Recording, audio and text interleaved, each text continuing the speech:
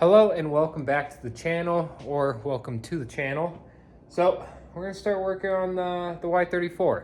So first thing I need to do, I don't know if it's the first, but what I'm gonna do so far in this episode and see how far I get. Fair warning, I have something going on with my sciatic nerve. I may have a herniated disc. I gotta go get a whole bunch of imagery done and stuff on my back, but I can't get that done till like March. So I'm on steroids and muscle relaxers and all that stuff. So I'm just trying to do little by little without completely crippling myself. But so in the car, I have the GK Tech S13 rack and pinion spacers.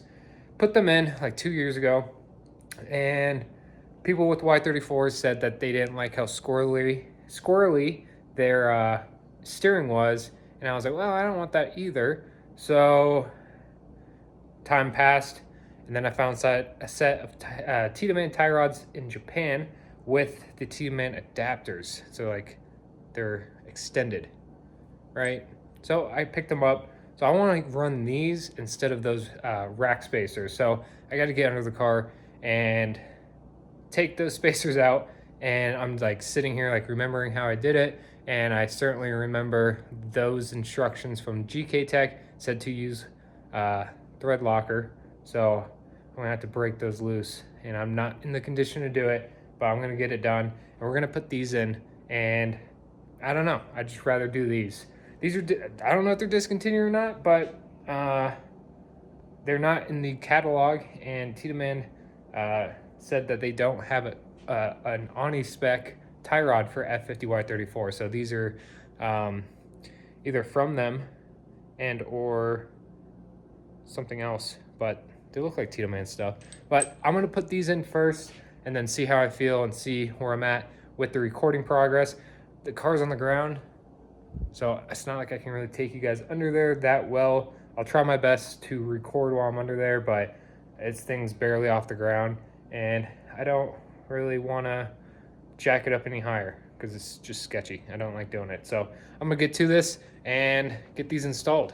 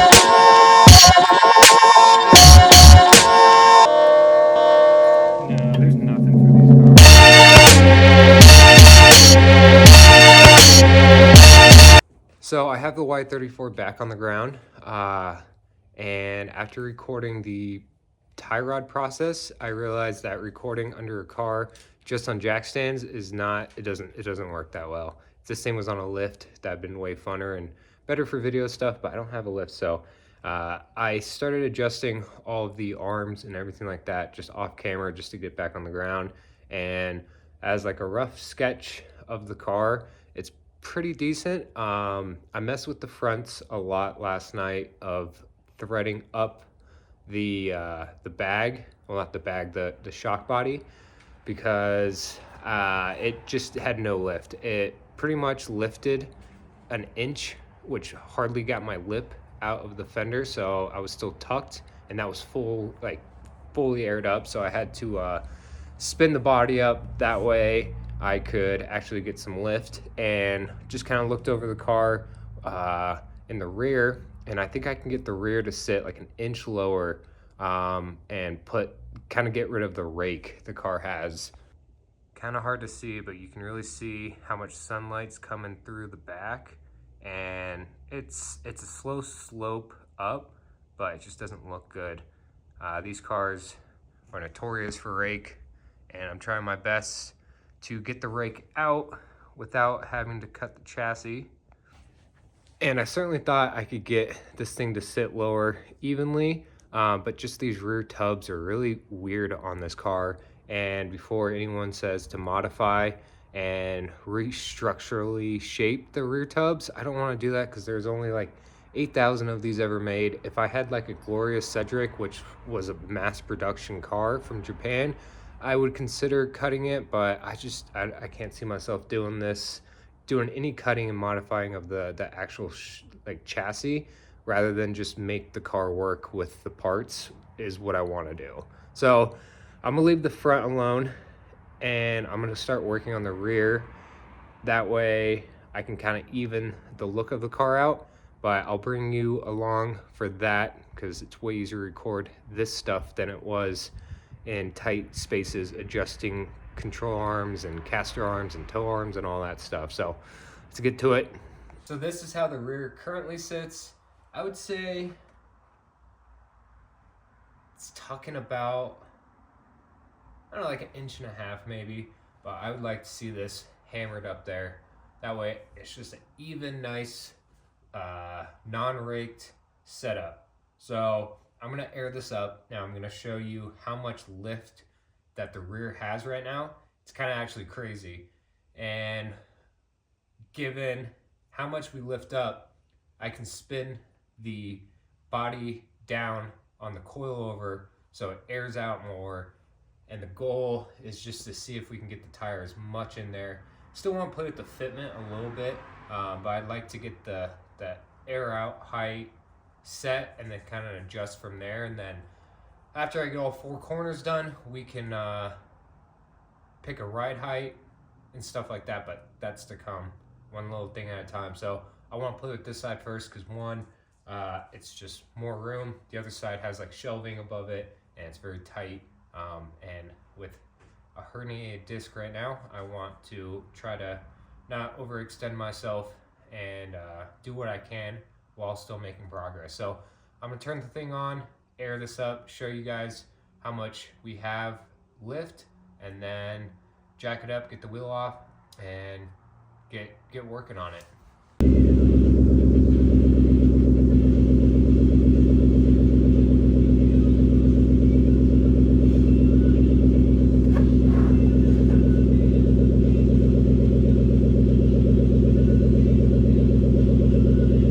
Okay, so this is as much lift as we get, and it's good. It's very good, but because we have so much lift, we don't have as much down. And if you know anything about these cars, is there's not necessarily a ready to go air suspension kit in a sense. I think like D2 makes one, Air Runner, IKEA Formula, I believe, but we don't have like airlift or anything like that. And a big problem with the ready to go kits like D2 or like Air Runner is from factory, these things have a spring and bucket suspension, kind of like 350Z, 370Z, stuff like that, which is fine. Those kits essentially give you a bag that sits in your bucket. And For modifying reasons, this car has Tiedemann. So the Tiedemann toe arms are straight arms.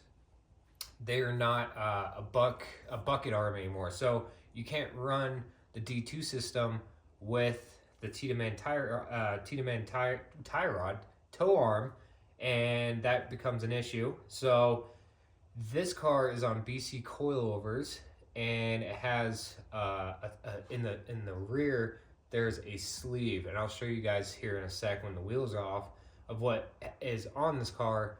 And you can't run like a double bellow. I guess you could do like a slim double bellow or a slim triple bellow. Where the strut goes up into the strut tower, it's very small. I can't even fit a double bellow in there because they're too wide and all that stuff. So this car has a sleeve system, which I'm gonna get rid of in the future. I will move everything over to like slim bags or something. I don't know yet.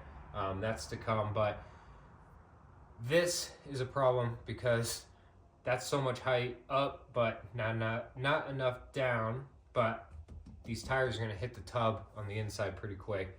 But let's get this wheel off and start adjusting some stuff.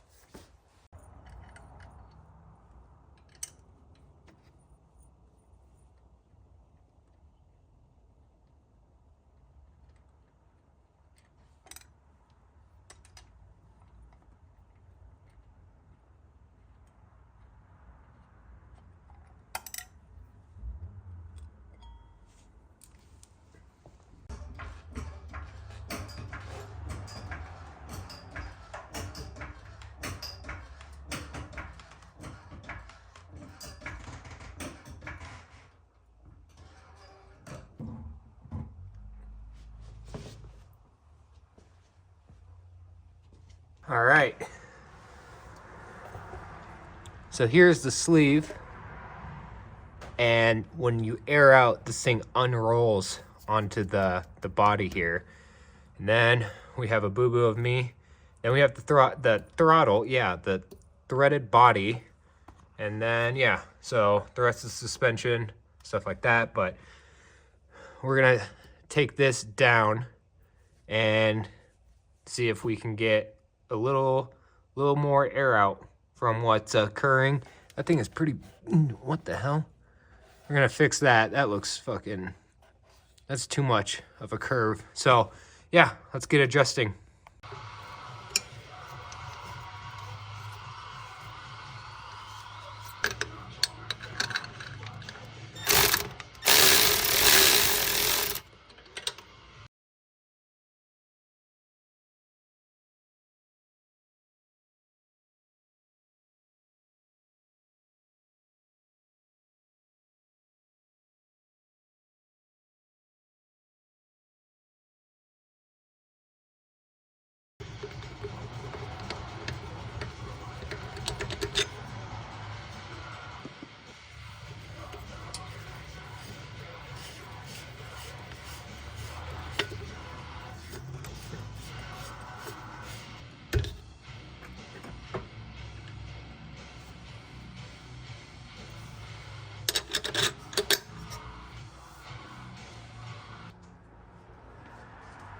All right, first adjustment. Don't have a crazy amount more to do, that we're able to at least. Oh my God. And I already mentioned this, but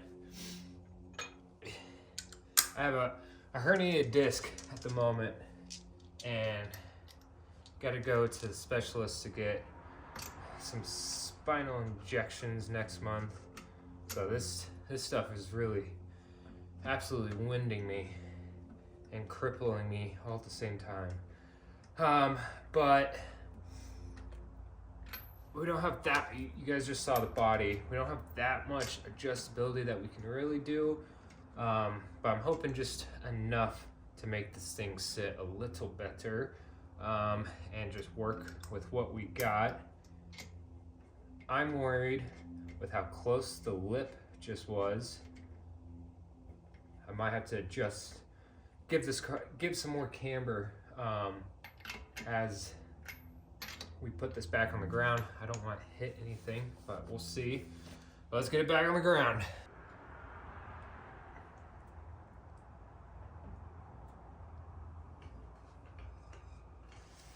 All right.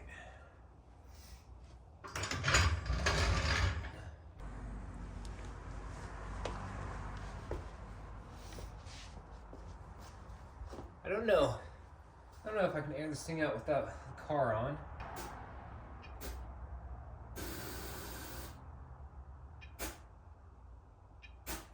Taking it slow because I'm scared.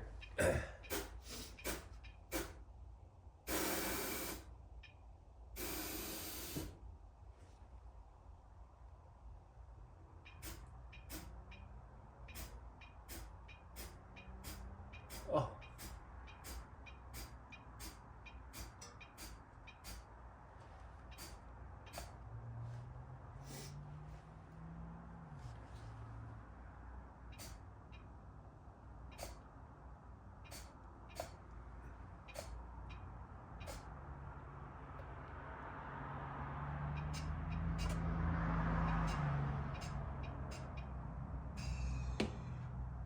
Okay.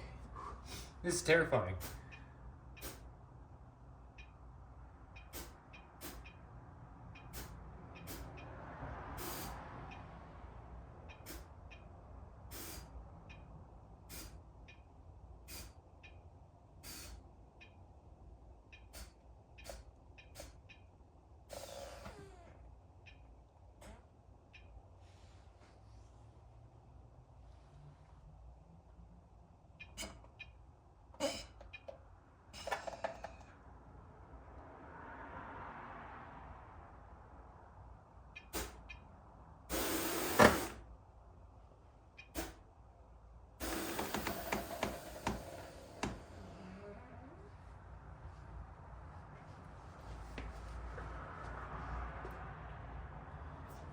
Okay. So the toe's a bit off. And it's super close here, decently close there. But when I put this toe straight, I'm not gonna have room for anything.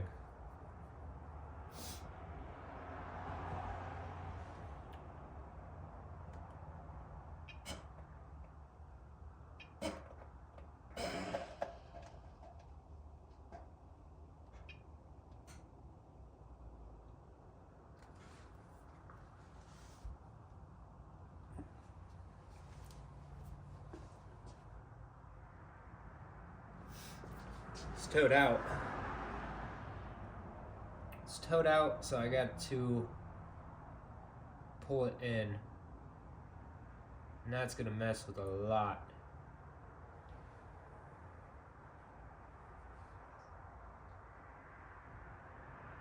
And I have the same amount of tuck now. If not, I feel like I have less. Did I thread the wrong way? Did I thread up? I did thread up.